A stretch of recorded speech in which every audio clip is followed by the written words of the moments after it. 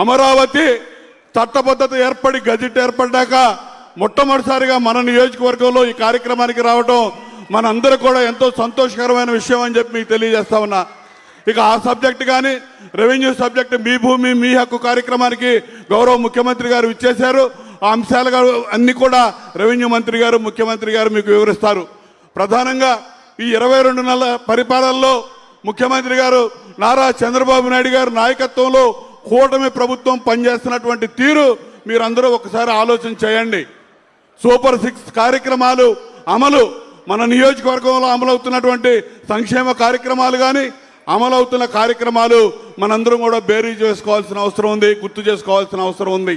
ఎందుకు చెప్తా ఉన్నానంటే 14 నుంచి 19 వరకు విడిపోయిన ఆంధ్రప్రదేశ్ రాష్ట్రంలో ఆ రోజు నారా చంద్రబాబు నాయుడు గారికి ప్రజలు ముఖ్యమంత్రిగా అవకాశం ఇస్తే ఆ రోజు ఏమీ లేని రాష్ట్రం, ముఖ్యమంత్రి గారు ఆఫీస్ అధికారులు కూర్చోడానికి కుర్చీ కూడా లేనటువంటి పరిస్థితుల్లో విడిపోయిన ఆంధ్రప్రదేశ్ రాష్ట్రాన్ని ప్రజలు ఇచ్చిన అధికారంతో బ్రహ్మాండంగా అధికారం ఉపయోగించి సంక్షేమం అభివృద్ధి రెండు కళ్ళుగా ఆ రోజు ముందుకు తీసుకెళ్లారు చంద్రబాబు నాయుడు గారు. ఒక్క ఛాన్స్ అని చెప్పి ఒక్క ఛాన్స్ ప్లీజ్ అని 10 సార్లు అడిగితే మోసపోయి 2019లో జగన్మోహన్ రెడ్డికి అధికారాన్ని ఇస్తే ఈ రాష్ట్రాన్ని ఏ విధంగా దోపిడీ చేశాడో, ఏ విధంగా వ్యవస్థల్ని సర్వనాశనం చేశాడో చూశాం.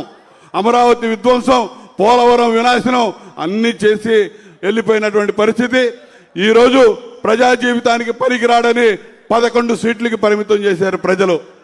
ఈరోజు మళ్ళా చంద్రబాబు నాయుడు గారి నాయకత్వంలో 164 సీట్లు కూటమి ప్రభుత్వానికి ఇచ్చి మీరందరూ ఎప్పుడూ లేని మెజార్టీలు అందించినందుకు మీ అందరికీ ధన్యవాదాలు తెలియజేస్తూ ఆర్థిక వ్యవస్థని గాడిలో పెడుతూ ఈరోజు ఇచ్చిన హామీలన్నీ అమలు చేస్తూ ముందుకు పోతున్నటువంటి వ్యక్తి ముఖ్యమంత్రి చంద్రబాబు నాయుడు గారు.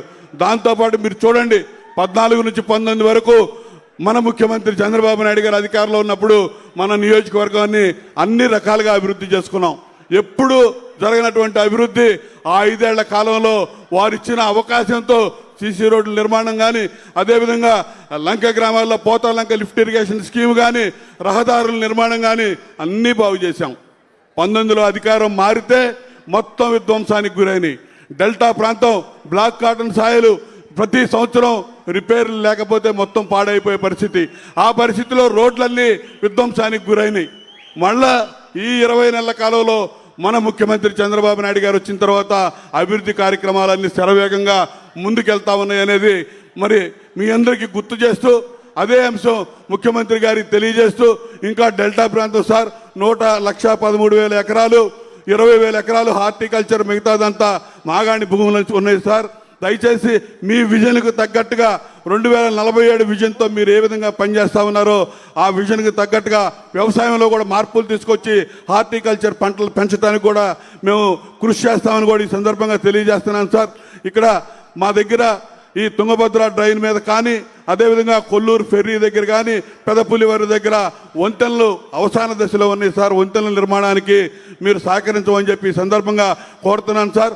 డెల్టా ప్రాంతం మీకు తమకు తెలియదేం కాదు, రోడ్లన్నీ చాలా ఇబ్బందికరమైన పరిస్థితుల్లో ఉన్నాయి. బట్టిప్రోలు బ్రాహ్మణకోడు ప్రధాన రహదారి నిర్మాణానికి సహకరించమని చెప్పి మిమ్మల్ని కోరుతా ఉన్నాను సార్. అదేవిధంగా సార్ హార్టికల్చర్ క్రాప్స్ సంబంధించి నా దగ్గర దంపని షుగర్ ఫ్యాక్టరీ ఉంది సార్, తమకు తెలుసు. అది మొత్తం కూడా షుగర్ ఫ్యాక్టరీ పూర్తిగా లిక్విడేట్ అయి ఉంది సార్. దానికి సంబంధించి 77 ఎకరాలు ల్యాండ్ ఉంది సార్.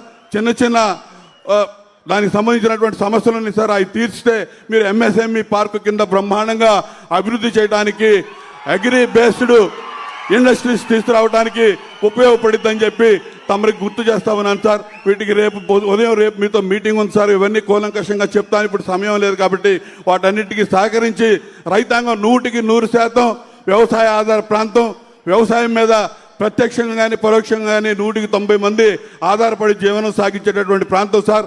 ఇరిగేషన్ వ్యవస్థ అంతా పాడైపోయి ఉంది సార్.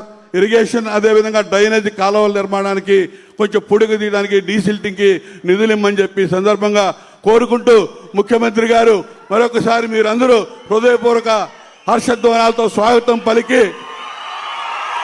వారికి ధన్యవాదాలు, అమరావతికి చట్టబద్ధత సాధించేందుకు మరొకసారి ధన్యవాదాలు తెలియజేయవలసిందిగా కోరుతూ సెలవు తీసుకుంటా ఉన్నాను. ఈ వీడియో నచ్చితే లైక్ చేయండి. అలాగే మా ఛానల్ ని ఫస్ట్ టైం కనుక చూస్తున్నట్టయితే ఇప్పుడే సబ్స్క్రైబ్ చేసుకుని పక్కనే ఉన్న గంట సింబల్ ని యాక్టివేట్ చేసుకోండి. అప్పుడే మేము పెట్టే ప్రతి వీడియో మీకు నోటిఫికేషన్ గా వస్తుంది. అలాగే ఈ వీడియో పూర్తిగా చూసినందుకు ధన్యవాదాలు.